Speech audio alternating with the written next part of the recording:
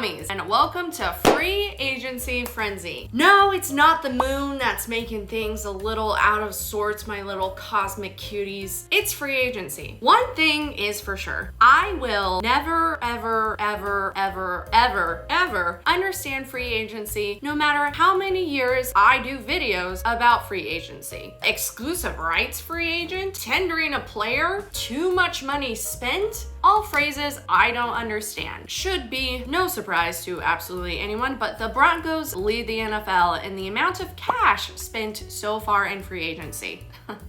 By far. In fact, $58 million more dollars than the second highest team in the NFL. A couple things this is due to. One, we have no draft picks, mainly due to this guy. I'm not blaming you, I'm just stating a fact. So essentially, this is our draft, okay? And two, the Walton Penner group literally said, spend our money. And Peyton heard that and was like, okay, fine, I will. At the time of this recording, we have signed on 17 free agents. 5 of them are re-signing with the Broncos. Now, obviously, I'm not gonna break down these 17 free agents that we have signed because I don't get paid enough for that. In fact, I don't get paid anything at all. So I chose the top 5 players that I think have the most hype around them. If I missed one, so be it. Google them yourselves. First up, left guard Ben Powers. Now, we signed him on to a 4-year, $52 million contract from the Baltimore Ravens, where he spent the last 4 years playing. But he actually just had his first breakout year last year. In 2022, he didn't allow a single sack, gave up only 1 quarterback hit, was the only Ravens player to participate in every offensive play, was ranked 2nd in the NFL in rushing, and was the 2nd best player in pass protection according to Pro Football Focus. But here's the thing, coming into 2022, he was competing for a starting spot on that roster. So you know what, kids? This man is living proof that anything can happen if you set your mind on it, dream, manifest, and work out like 16 to 20 hours a week. It is that simple, truly. Second up, right tackle Mike McGlinchey. Said it right, cool, I think. Let's hope. Playing the last 5 years for the 49ers, we signed him onto another 5-year contract for $87.5 million.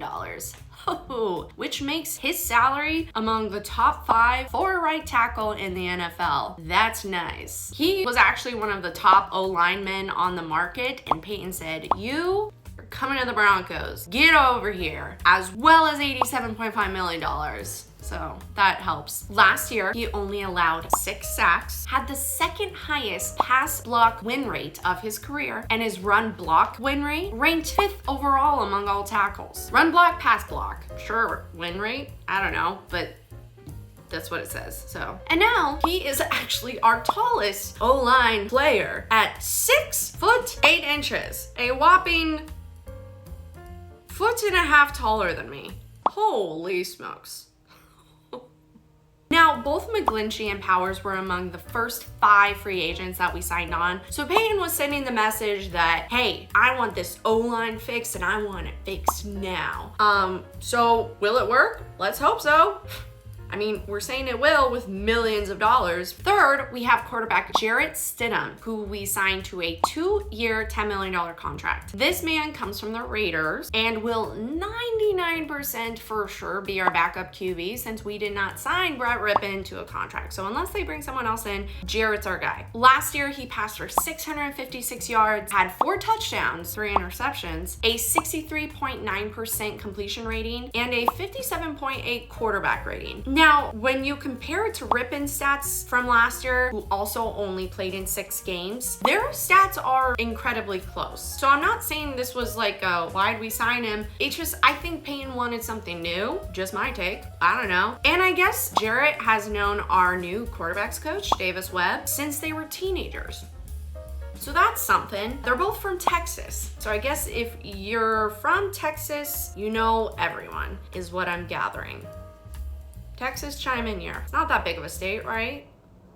Fourth, we have our new punter coming on over from the Rams, Riley Dixon. Now, if you're sitting there being like, that name sounds familiar, well, it's because it is. We actually drafted Dixon back in 2016. And what has his journey been since then? Well, he was traded to the Giants in 2018, spent some time running around New York, and then he signed a one-year deal with the Rams last year, and now obviously he's back here. Since Corliss Waitman went to the Patriots, this signing makes sense. We need a punter, right? As far as, are we getting an upgrade? I mean, the stats are too close to tell. And when I say stats are too close to tell, I mean, I literally have no idea how to break down punter stats compared to another punter's stats and tell anyone with great confidence why they're a good punter. So welcome back, Riley. Glad to have you. Last, but certainly not least, defensive end Zach Allen. He was drafted in 2019 by the Arizona Cardinals, where he has spent the last 4 years playing for them. Last year, he had a total of 20 quarterback hits, which ranks second in the NFL. And in 2021, he had 14 quarterback hits. He was a beast at the Cardinals by stopping the run and led the league among defensive linemen in balls swatted. Yes, that's a stat. Balls swatted. How about that? Learning something new every day, aren't we? Here at Dummies, I am. We signed him on for a 3-year, $45.7 million contract. Just Trump change, right? Which makes him the highest paid defensive player on the Broncos, tied with Justin Simmons. Wow, is what I have to say to that. Basically, Payton wanted to see the defense step up in pressuring the quarterback and stopping the run. And he was like, Allen, you're my guy. You're gonna do this. And coming from the Cardinals, that means he spent the last few years working with our current defensive coordinator, Vance Joseph. So these two groove together. They, I'm sure, got a secret handshake too. Why not? So those are some of the free agents that we have signed on so far. Obviously, there are many others that I did not cover, and free agency will just keep going and cause chaos in all of our lives this offseason. Some good chaos and some bad. But at least this breaks the ice with some of the newbies, you know, getting to know them. So let's give them a warm welcome, you know, a mile-high salute, and Broncos country. Have a good day. Anyone have any recs for any other sign-offs? Anyone? Please?